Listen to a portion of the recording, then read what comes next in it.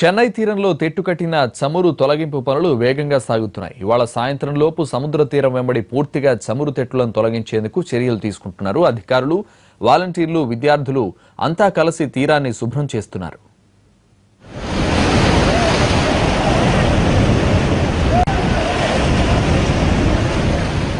రెండు కార్గో ఓడలు ఢీకొన్న ఘటన చెన్నై సముద్ర తీరాన్ని ఇలా మార్చేసింది.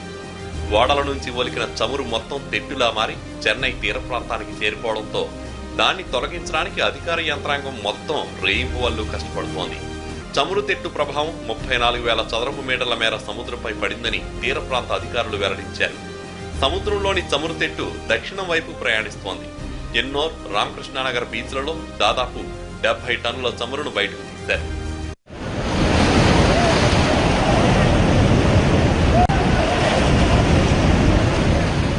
వాలంటీర్లు, అధికారులు, విద్యార్థులు అందరూ కలిసి తీరాన్ని శుభ్రం చేస్తున్నారు. సుమారు 80% ఇప్పటికే పూర్తయింది. ఇవాళ రేపటిలోగా మిగతా తెట్టును కూడా తొలగించి సముద్ర తీరాన్ని శుభ్రం చేయాలని లక్ష్యంగా పెట్టుకున్నారు. మెరీనా బీచ్ మొత్తాన్ని ఇవాళ సాయంత్రం లోపే శుభ్రం చేస్తామని కోస్ట్ గార్డ్ అధికారులు ప్రకటించారు.